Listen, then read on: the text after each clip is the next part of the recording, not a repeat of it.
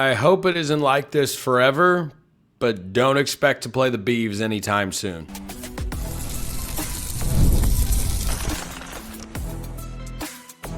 You are Locked On Ducks, your daily podcast on the Oregon Ducks.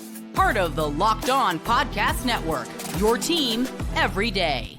Yes, it is that time once again for Locked On Ducks. I'm your host, Spencer McLaughlin. Thank you all so much for making this your first listen or your first view of the day. It is part of the Locked On Podcast Network, your team every day, the number one sports podcast network out there. Thank you all, especially my everydayers, for helping make that the case. Plenty to get to today. The hype train for 2026, the 2026 True Freshman Breakdown continues here on the show with Dutch Horisk today. Interesting prospect there. This episode brought to you by our friends at FanDuel. Use your profit boost on an NBA future and get entered for your chance to win a trip to the NBA Finals. Play your game with FanDuel, the official sports betting partner of the NBA.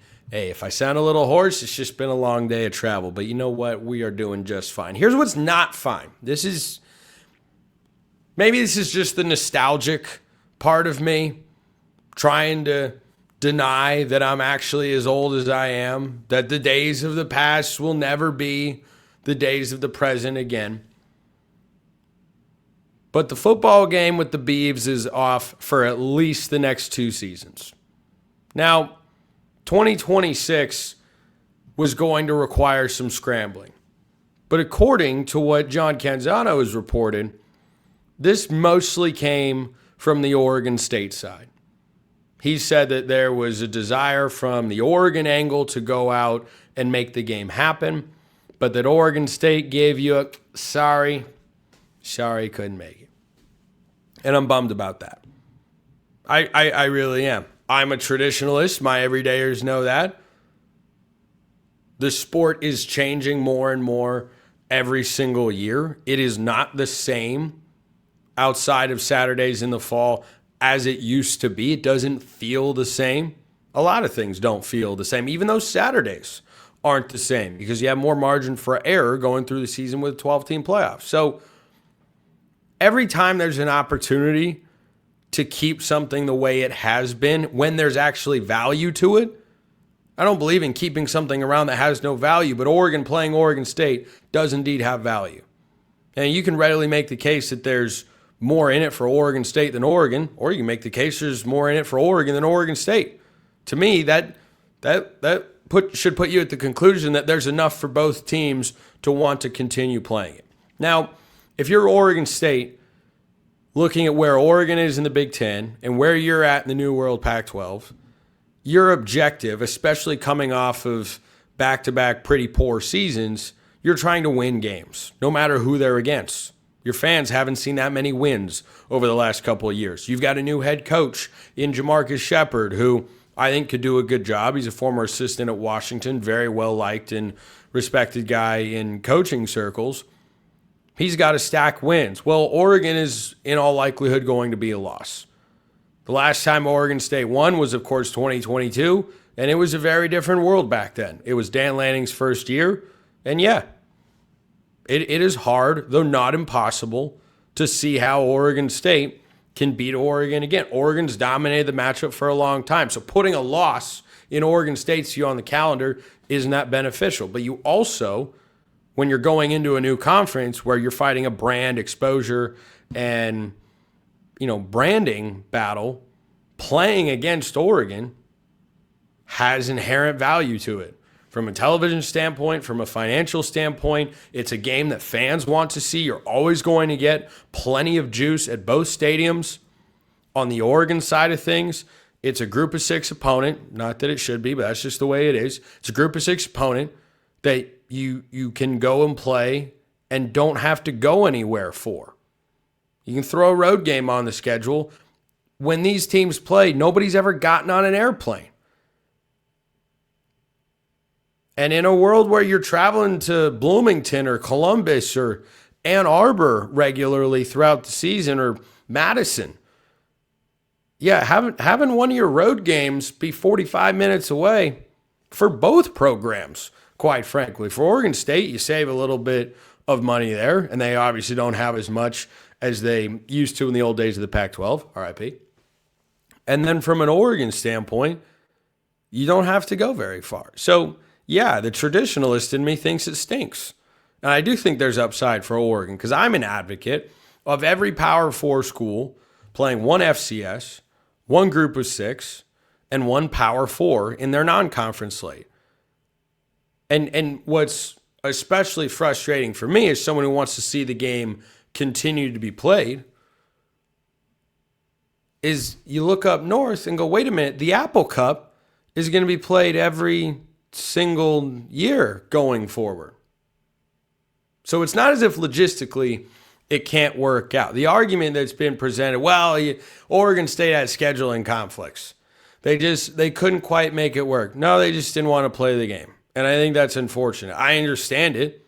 I can understand the thinking and also not like the eventual outcome there.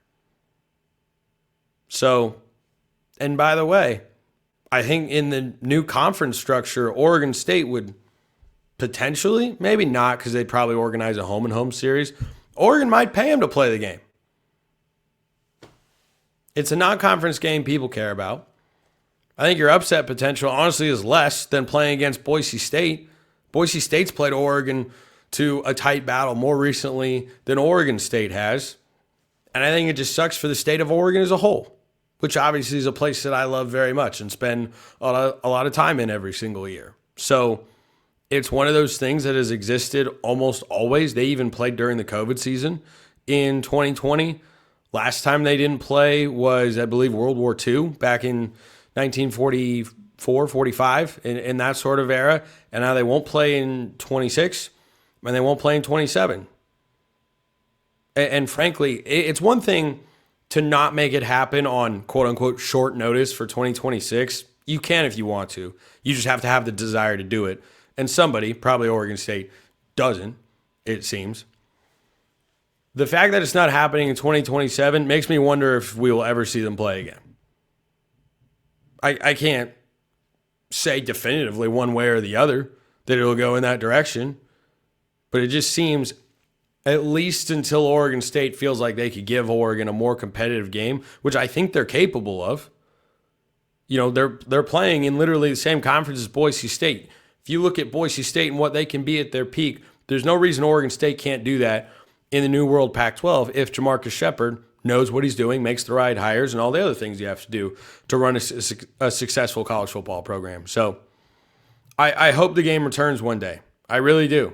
Because an entire season where the game just doesn't get played doesn't feel right. And we're going to have that for 2 years in a row. And I know plenty of you are going to hop in the comments and say, man, who cares? Man, yeah, I'm old school. Sue me. But leave your thoughts in the comments, no matter what they are. Hit me up on Twitter, however you want to get in touch.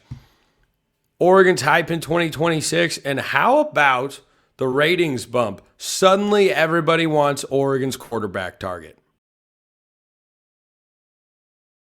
First, this episode brought to you by our friends at FanDuel. Ever wanted to experience the NBA Finals live and in person? FanDuel is giving you the chance to turn that dream into reality with their NBA sweepstakes. Here's how it works. Use your profit boost on any NBA future, and you'll automatically be entered for a shot to win an NBA Finals trip for 2. That's right. Flights, tickets, the whole experience. If you're looking at the board, that being the NBA standings, and thinking about which team can make a deep run, this is the perfect time to lock it in. I unfortunately would advise against picking the Blazers, which stinks because Shaedon Sharpe is out for a couple of months at least. But maybe you think the Timberwolves are breaking through. Maybe you think the Cavs are breaking through in the East. Whatever you think is playing out, FanDuel has got the option to bet it. Visit FanDuel.com to get started. Use your profit boost on an NBA future and get entered for your chance to win a trip to the NBA Finals. Play your game with FanDuel, the official sports betting partner of the NBA. This episode also brought to you by our friends over at TurboTax. Tax season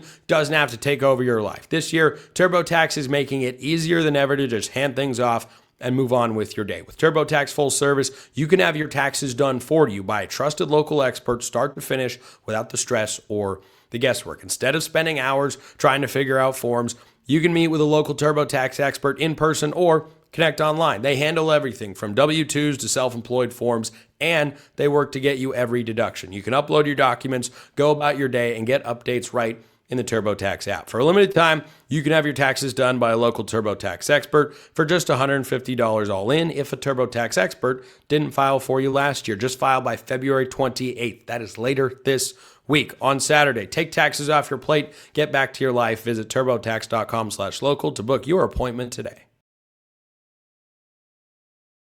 And you're listening to Locked On Ducks. Thank you for making it your first listen every day. Thank you for making Locked On the #1 sports podcast network. If you listen to the show every day, go to the next level with our Locked On Everydayer Club. You get access to an ad-free audio version of Locked On Ducks, compatible with Apple Podcasts, Spotify, and every other major podcast service. And you get access to the Locked On merch store where you get discounted rates only if you become a Locked On Everydayer. There are other perks as well, including a Locked On Discord server. Level up and become a Locked On Everydayer today. Gotta have our second segment sip today. That is recovery here on the show. Okay, we soldier on. With an SSA, Spencer scale of agreement, you send me a take. I tell you 1 to 10, half numbers included, how much I agree and why. Could be about anything. Recruiting, could be about players, could be about the team, could be about Dan Lanning, whatever is on your mind. So here is what one of you sent me. SSA, we are underestimating our team next year. We should be hyped up and confident for all our returning starters, our experience, and our coaching continuity. Interesting choice of words there. We are just suffering from PTSD from continuing to be let down year after year. That part of it gets a 10. On paper, this is our best team by far, and we only lost to Indiana last year, who won't be that good next year. Boy, you got a lot of different takes in there. That's going to drag the number down. If this had been more targeted, this could have gotten a fat, juicy number. I mean, big.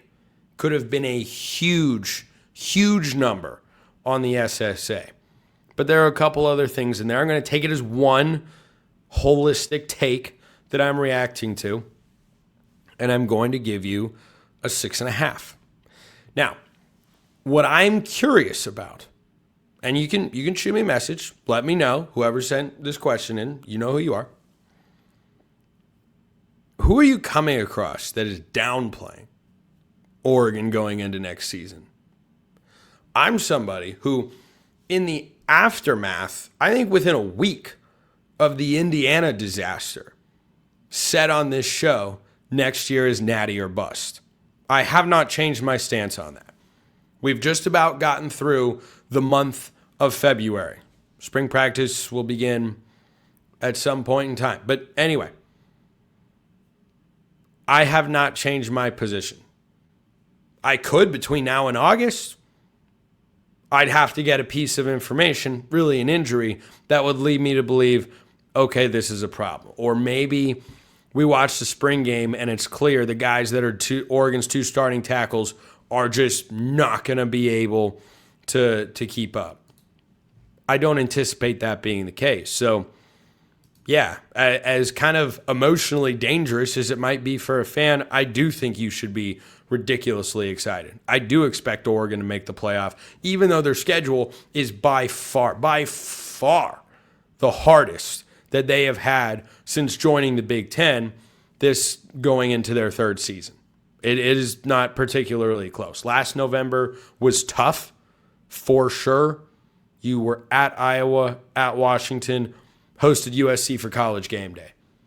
And then Minnesota on a Friday, and they cruised past the Golden Gophers, of course, and then took their star safety, Coy Parrish. So, yeah, it's a rough go of it for Minnesota. I respect P.J. Fleck. I do. He's a little bit of an oddball, but I respect P.J. Fleck. He runs a good program over there. He just goes about his business, wins somewhere between 6 and 9 games every single year. And then once every 6 or 7 years, he might win 10.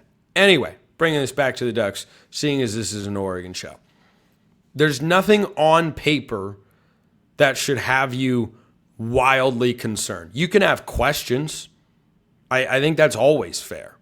You know, I've talked about them in recent episodes on the show about, you know, like the episode I did last Thursday with Scopel. Go check it out if you missed it. We talked about some of the questions that we've got going into next year. And you can look at the offensive line. You can look at The linebacker room without Bryce Betcher, as I will continue pointing out, you can look at place kicker and say, who's replacing Atticus Sappington, who won you 2 games last year and has won you 3 or 4 in the last 2 seasons? Oregon's racked up all these wins. Yeah, in large part, not in large part, but in significant part because they've had a good kicking game. What's that going to look like? The field goal kicking game. I feel good about everything else special teams wise. So if you or someone else is underhyping Oregon, yeah, I don't think you should be doing that. Now the reason that I only give this a 6.5 instead of, again, what could have been a very large number was you had a couple of caveats in there.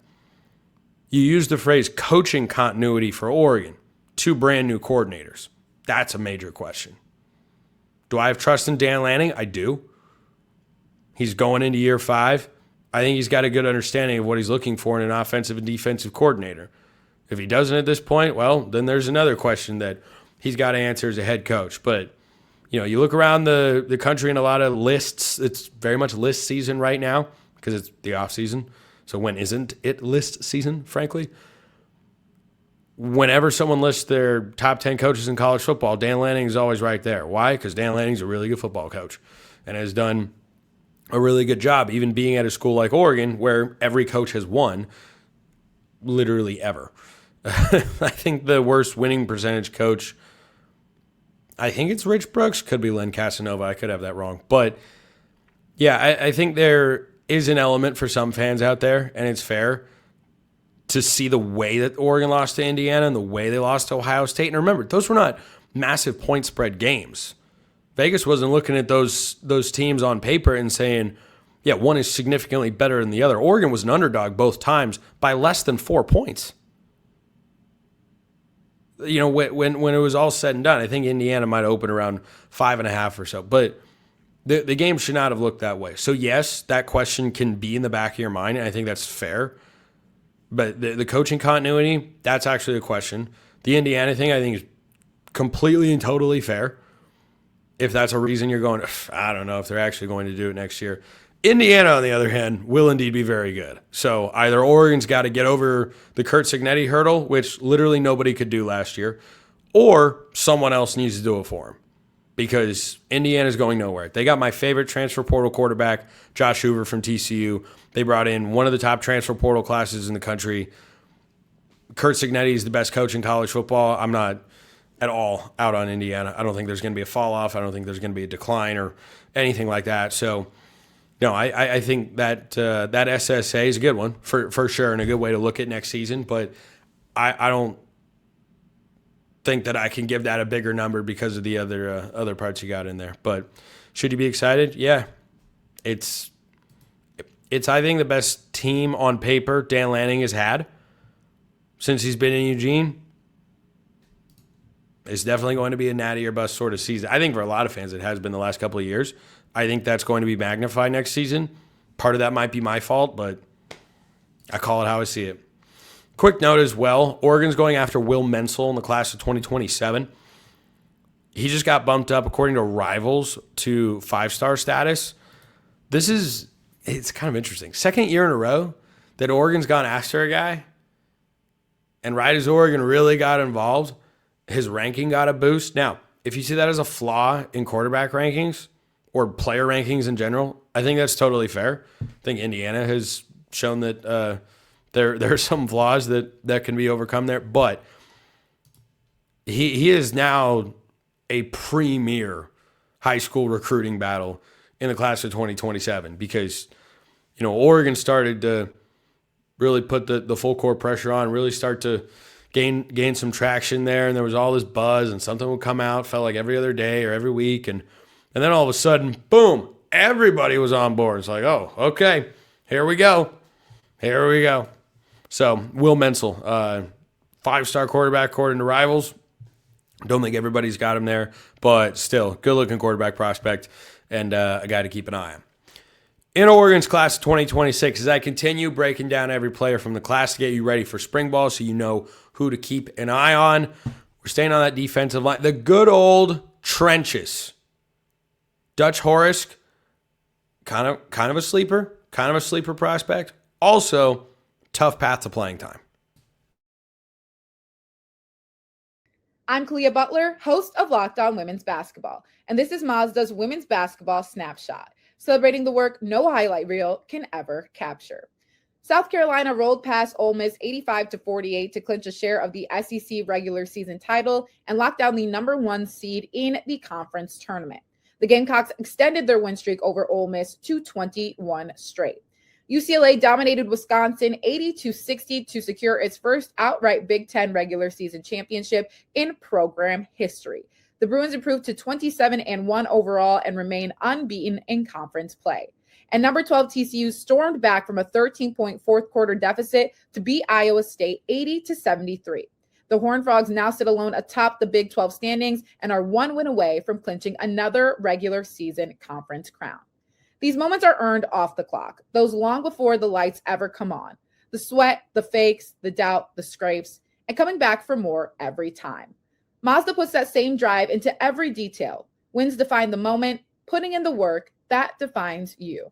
There's more to a Mazda because there's more to you. This episode also brought to you by our friends at Indeed Sponsored Jobs. Workplace chaos, deadlines stacking up, inbox overflowing, and the one position you have to fill still sitting open. When the pressure's on and you need the right hire, this is a job for Indeed Sponsored Jobs. They help you reach the people who actually fit what you're looking for. Skills, experience, location, so you're not just hoping the right candidate stumbles across your post. Here's a stat that says it all. In the minute I've been talking to you, companies like yours made 27 hires on Indeed, according to Indeed data worldwide. So if you're hiring, spend less time searching and more time interviewing candidates who check all your boxes with Indeed Sponsored Jobs. Spend less time searching, more time actually interviewing candidates. Cut through the chaos with Indeed Sponsored Jobs. Listeners of this show will get a $75 sponsored job credit to help get your job the premium status it deserves at Indeed.com/podcast. Just go to Indeed.com/podcast right now and support the show by saying you heard about Indeed on this podcast. Indeed.com/podcast. Terms and conditions apply. Need to hire? That's a job for Indeed Sponsored Jobs. All right, wrapping up today's show, as I have for the last several shows and will continue to do as well.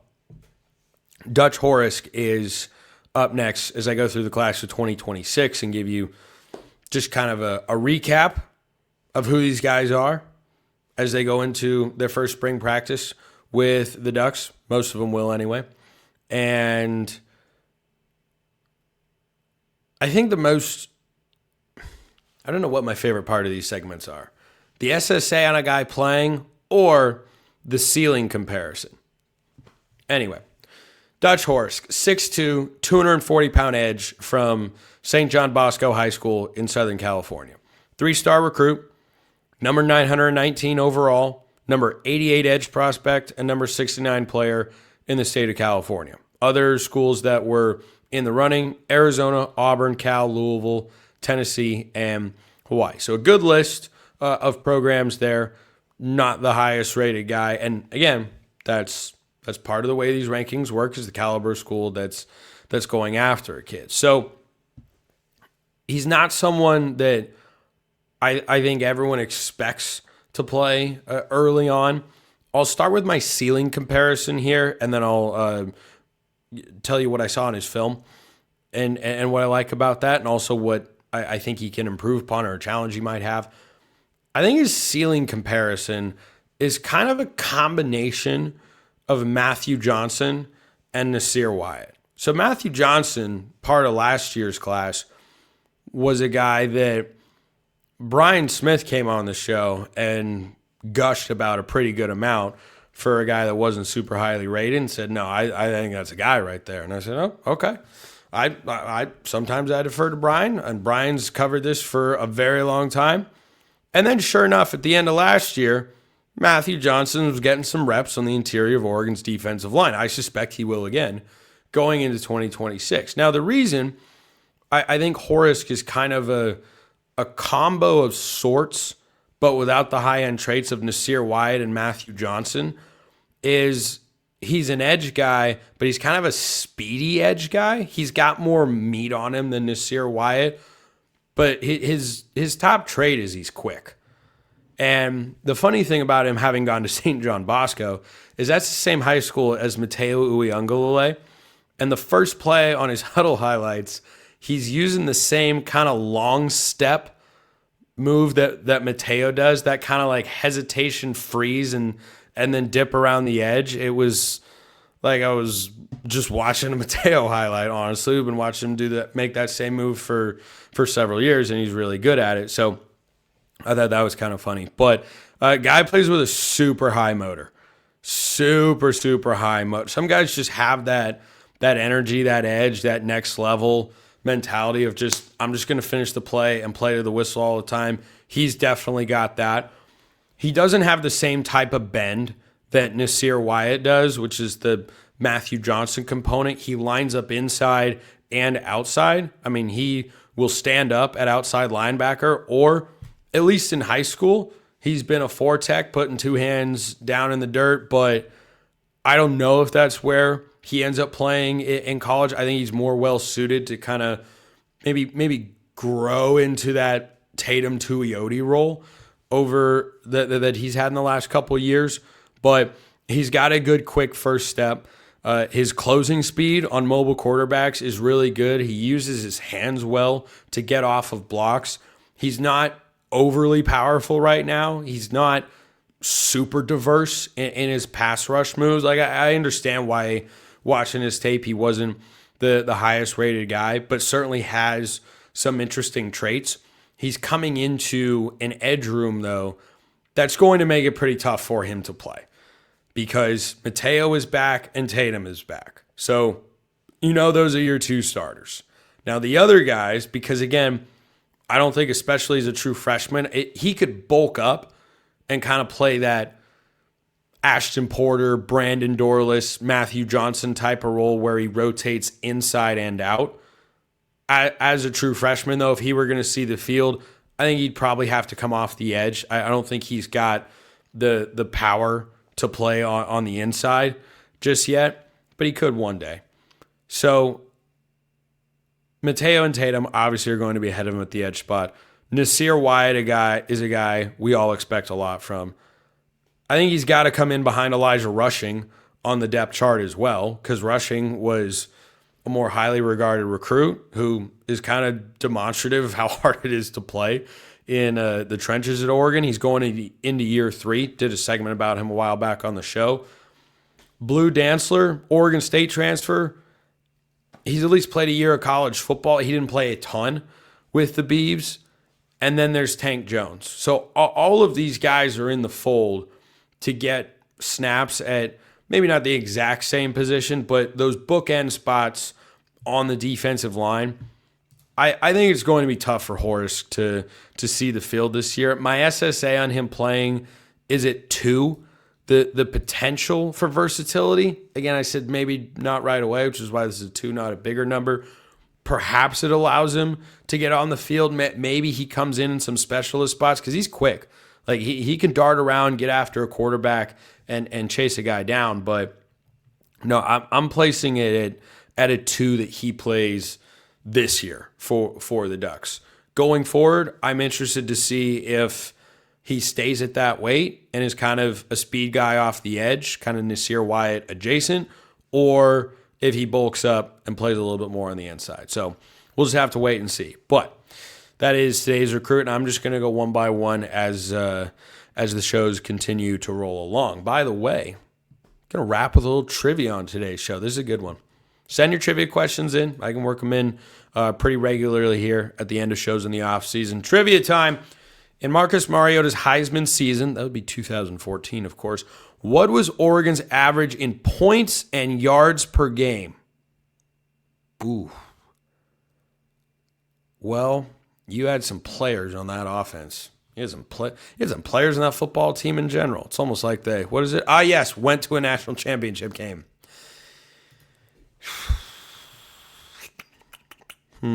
Points and yards per game. Both have got to be very big. It's got to be over 40 points a game. I'm going to say 44.3 points a game. And I'm going to go for, could they really have averaged over 500? That's a lot. I'm going to say 468 yards per game. 44.3 and 468 yards a game. Final score, lock it in. Looking forward to following up on that on tomorrow's show. Appreciate everyone listening. I'll see you next time. Until then, hope you have a wonderful rest of your day, and go Ducks.